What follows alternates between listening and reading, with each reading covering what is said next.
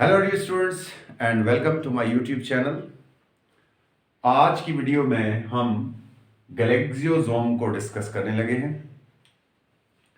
Word गैलेक्सियोसोम पर अगर गौर करें तो गैलेक्सियो का मतलब होता है ग्लाइकोलिक एसिड से निकला है, ऑक्सियो ऑक्सीडीज से निकला है और सोमा मीन बॉडी।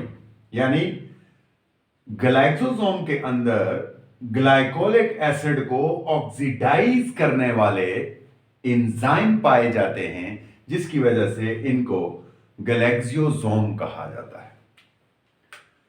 डिस्कवरी पे बात करते हैं जी। Discovery, glyoxysomes were firstly discovered by Breidenbach and Beevers in 1965।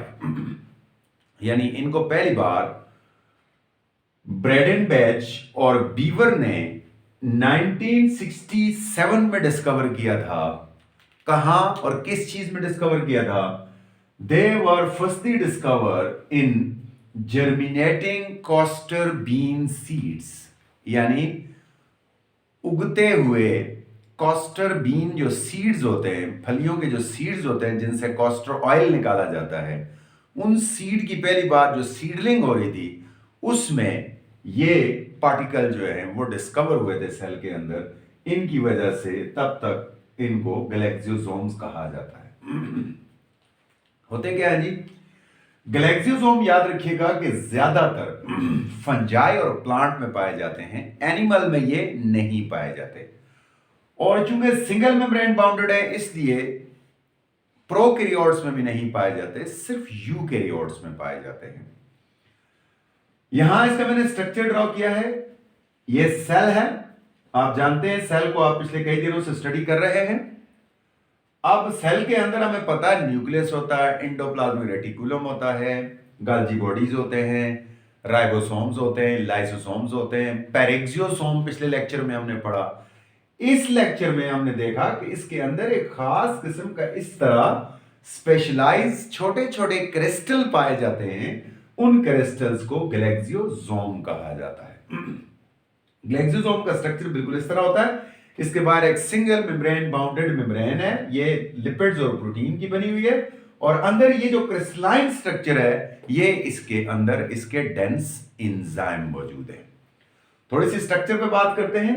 It is single membrane bounded organelle. ये सिंगल मेम्ब्रेन बाउंडेड ऑर्गेनेली है। Its diameter is only 0.5 micrometer. और अगर आपको याद हो तो तकरीबन पेरेक्सियोसोम जो थे उनका भी जो स्ट्रक्चर था, जो डायमीटर था, वो भी 0.5 माइक्रोमीटर ही था। And their number is also 70 to 100 पर सेल। ये तकरीबन 70 से 100 के लगभग मुख्तलिफ सेलों के अंदर जहां ये मौजूद होते हैं, और खास तौर पर उन सेलों में मैंने आपको बताया कि जिनके अंदर ऑयल या लिपिड ज्यादा पाया जाता है, उन सेलों में, उन सीड्स में ये ज्यादा पाए जाते हैं। और इनके अंदर 4 किस्म के एंजाइम्स पाए जाते हैं।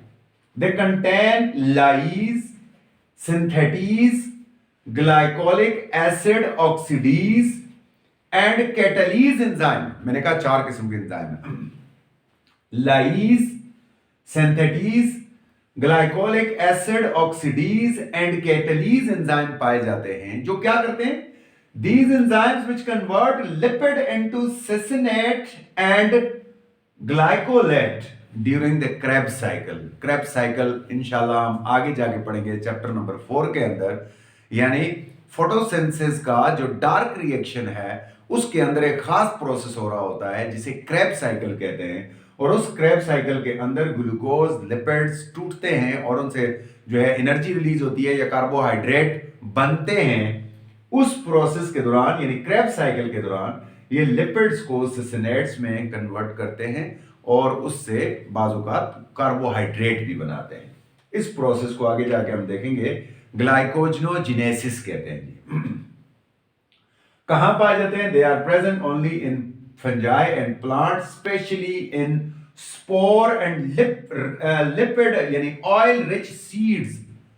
सिंपली मैंने आपको बता दिया, लाइक पीनट, केनोला, सनफ्लावर, आप कह सकते हैं मस्टर्ड, जिन सीड्स के अंदर ऑयल बड़ी रिच मिकदार में पाया जाता है और उनसे हम तेल हासिल करते हैं, ऑयल निकालते हैं, यानी उनमें लिपिड्स पाई जाती हैं, उन सीड में ये ज्यादा होते हैं। एक और खास बात कि they are not found in the poor oil seed. जिन सीड्स के अंदर ऑयल नहीं पाया जाता वहां पर ये मिसिंग होते हैं, लाइक राइस, व्हीट, इन सीड्स के अंदर ये नहीं पाए जाते।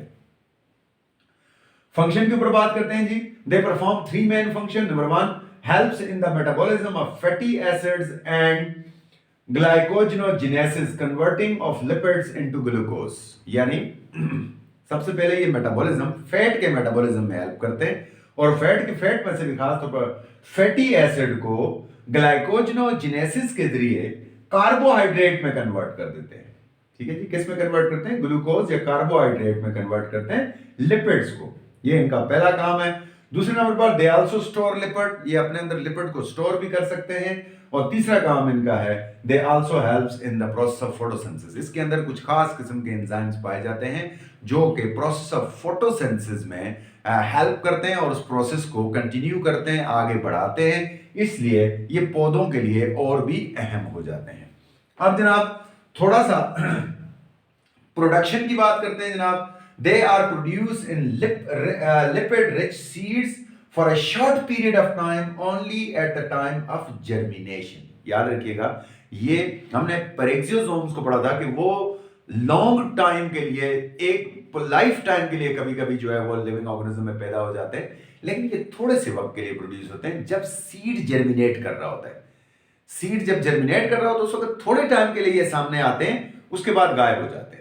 तो इसका मतलब है कि सिर्फ जर्मिनेटिंग सीड के अंदर बहुत थोड़े से टाइम के लिए ये जाहिर होते हैं और जिन सीड्स में ऑयल नहीं होता, मैंने कहा लिपिड्स नहीं होती, उनमें ये जाहिर नहीं होते। आखिर में जनाब एनएमडीकेट के ऊपर आज मुझे ज्यादा एमसीक्यूज नहीं मिले, तकरीबन 3 एमसीक्यूज ही मिले हैं। पहला है जनाब ग्लेक्सोसोम्स आर प्रेजेंट इन, पता है ग्लेक्सोसोम्स 2 चीजों में पाए जाते हैं, सबसे ज्यादा प्लांट्स में होते हैं, इसके अलावा फंजाई में भी ये पाए जाते हैं, खास तौर पर प्लांट के सीड्स और फंजाई के स्पोर्स में पाए जाते हैं। दूसरा सवाल है ग्लेक्सोसोम्स आर मोस्ट अबंडेंट इन, सबसे ज्यादा ग्लेक्सोसोम अगर प्लांट में या फंजाई में पाए जाते हैं तो कहां पाए जाते हैं? मैंने कहा फंजाई के स्पोर में। और प्लांट की बात करें तो सीडलिंग, जब प्लांट का सीड ग्रो करने लगता है उस वक्त उसमें बहुत ज्यादा ग्लाइसोसोम जो है वो सामने आते हैं। The primary activity of the glycosome is, glycosomes का प्राइमरी काम क्या है? To convert the fatty acid into carbohydrate या glucose, and this process is known as glycogenogenesis. इसको ग्लाइकोजेनोजेनेसिस कहते हैं, जिसमें के जो लिपिड्स है या इवन प्रोटीन है वो बदल जाती है, किसमें? ग्लूकोज में कन्वर्ट हो जाती है। ये था आज का शॉर्ट सा छोटा सा लेक्चर। होप, उम्मीद करता हूँ आपको समझ आया होगा। अपना ख्याल रखिएगा, दुआ में याद कीजिएगा। अल्लाह हाफिज।